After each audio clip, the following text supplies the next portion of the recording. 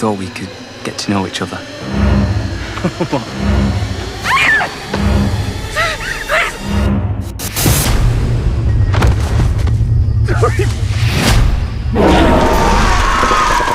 Oh, my little girl. Mummy and Daddy are here. Could someone please tell me what the hell is going on? You killed a boy at your school. What have I done? I couldn't stop. It's not your fault. It's compulsive. You acted like what you are. What is this? It's a family disease. Your mother and I made a choice. We've wanted to live as normal a life as possible. Do the breathing thing. Who are you calling? You know I'm calling. Okay, you can help. So you're going to invite me in then? I invite you into my home. They didn't mention you had an uncle. No, you murder people. Only sometimes. Do you want our daughter to go to prison for the rest of her life? Would it be possible for you to wait outside, sir? No. Clara Radley knows absolutely nothing about that boy.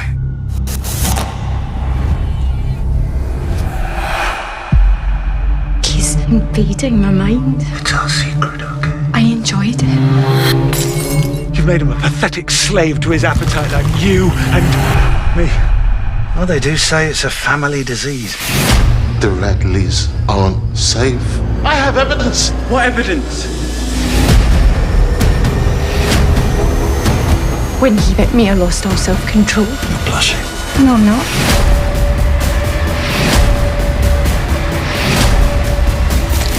So sick. Thank you. The world's a feast of pleasures, ready for anyone who dares help themselves first. Ready for the big reveal? Boom, there you go. That was the trailer for The Radleys, arriving in theaters and on digital on demand on October 4th. I'm Kuya. This is Nerds World of the World. Joining me to talk all things The Radleys is the director, Euros Lynn. Thank you so much for your time today, Euros. I appreciate it. Yeah, it's good to be here. So I have to ask you, why The Radleys for this? Why did you choose to do this project? When I first read it, I thought, okay, it's a vampire movie, and I love vampire. I've always loved vampire movies, but this is a vampire movie that does things that I've never seen a vampire movie do before, and it chooses to use the genre as a lens to explore addiction, but also what would happen if you were a vampire, if I was a vampire living in the most ordinary suburban cul-de-sac next door to like ordinary families. How would you cope? How would you deal with your desires? And our heroes, they abstain. That's how they do it. They stop drinking blood, and they kind of bury those desires very deep inside them. Except, can you really do that? Not in our story. You know, the truth has to come out, and something terrible happens, and we discover that that the kids, when they find out that they're vampires too, you know, they can't control themselves like the parents can, and all chaos breaks loose. Definitely. I can totally understand why. And I love that you have that the film kind of have it set in adolescence, you know, because I think it makes it just so relatable, because we can follow that. We all know we've been through that. And also just trying to hide certain elements of ourselves.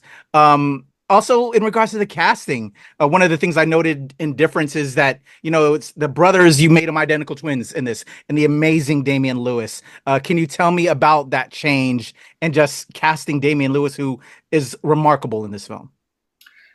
Yeah, because we know Damian from things like Billions or Once Upon a Time in America, and he, you know, we've seen him play bad guys, and he's got the most amazing mischievous streak about him. But I'd worked with him on another movie in which he played the nicest man in the world, so I also knew that he could kind of play the nice guy. And what I think is really exciting about this film is he plays Peter, the good guy, who's kind of decided to repress his desires, and he's become a medical doctor. And then he also plays Will, who is the bad brother, who goes off and gives in to his darker instincts. And I think what Damian does is he plays both those characters so compellingly. You completely believe he's different people, and go with him on these journeys. But also he makes you understand the cost of both those directions. You know, the cost of doing the right thing. You know, what do you give up? What do you give up if you desperately want to drink blood, if you desperately want to be something and you push that deep inside of you? And then for the other brother, what's he given up in order to become this kind of bacchanalian, blood-sucking murderer, multiple murderer? And you really care for both of them. And there are times when I watch the movie that I think, oh yeah, I actually would prefer to be Will today. Or there are other viewings where I'm like, oh no, I'm definitely Peter. And Damian can do that. He's amazing. I love that, and such a great character choice. I love that you made that change. Again, in regards to the relatability as an audience watching it. For myself, you know, I was a Wilder guy when I was younger, but now I'm a lot more responsible. I'm a parent. I'm a father. So that duality, you know, it just made it a lot just more engaging for me to follow. And I just appreciated that, because who knows if we slip into that person again, if I, you know, one day, you know, it's crazy. Kelly Macdonald, also phenomenal. And just the entire cast. So let me shout out the entire cast. Well done on the casting. But we got to see more of her comedic timing in this. Can you just, you know, talk about Kelly and maybe just the rest of the cast, Euros? Yeah, because we know Kelly from movies like No Country for Old Men, where she breaks your heart, and she's in this scene where like the intensity of the emotion is so extreme, and you're with her suffering this pain. But what an audience doesn't know as well is that she's hilariously funny, and she can be funny and real at the same time, and turn from one to the other. So she's an actor with such a compelling range, and plays Helen as this uptight mum who wants to keep her family in check, holds it all together. She laminates all the recipes that she uses to cook. You know, she's kind of really wound up like a ball. But she's carrying, we discover during the film, she's carrying this dark secret about her past, and it kind of all makes sense when you get to that point where the revelation comes. Wonderful. Again, phenomenal choices. One of the things that really captured my eye from watching the film is your eye and your palette and some of the choices you made. I was actually reading in the production notes, and I was like, all right, Euros is a director of my heart as a creative who, you know, I think about every little nuance of what I'm trying to project. And I was reading how the filters you kind of like wanted to, you know, show the vampires and the time of the night, the pastels, just all of that. Can you speak to that I'm assuming this because you are a vampire fan, that, you know, that kind of, you know, love is what made it into this and how you wanted to present them. If you could speak to that. Yeah, with the color palette that we chose with the production designer and the cinematographer is the color palette of dusk. And it's the time that the vampires change. You know, it's the time you go from day to night. The world is changing, the vampires changing. They can come out and be their true selves. So the color palette that we've chosen for the movie is those reds and those yellows and those burnt ochres that feel like a sunset. And the other thing that I wanted to do was to speak of vampires being more than one thing. You know, they're not just people, they're not just vampires. They transition from one state to the other. So we've, a lot of the time we're shooting them through either reflections. So the camera's outside the window and we can see something on the window and we're looking at them through it. But it feels like there's more than one thing going on at any time. And that feels very true for vampires. I love that. Yeah. As a creative, that just inspired me with shots and and to just think about all of that. So the fact that you did that, you just came up on my list of directors I need to really pay attention to, because we should challenge ourselves.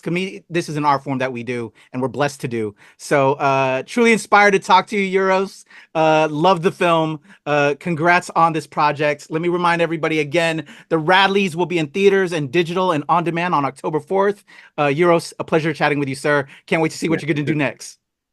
Great. Thanks everybody, Euros Lynn, the Radleys. I'm Kuya P. This is Nerds Rule the World. All right, thank you so much. There's a cut.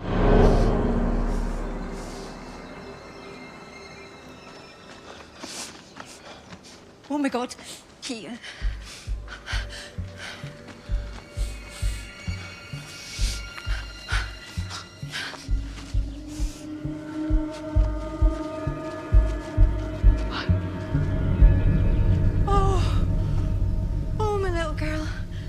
It's all right, we're here. Mommy and Daddy are here. Fuck.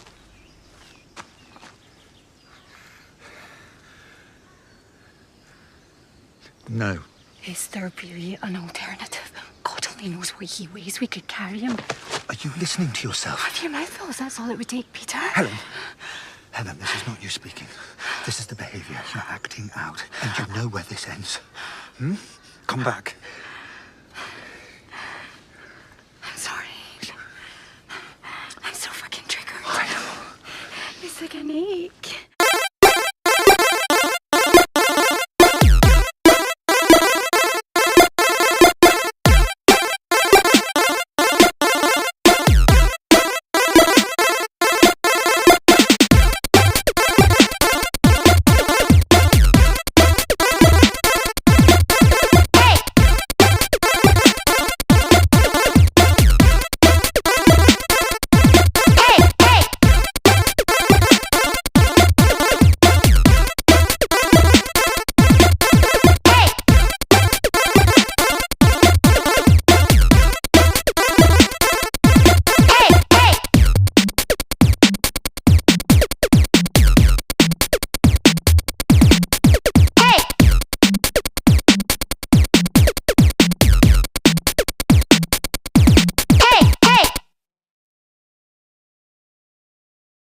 You have 8 minutes, and please keep an eye on your chat box.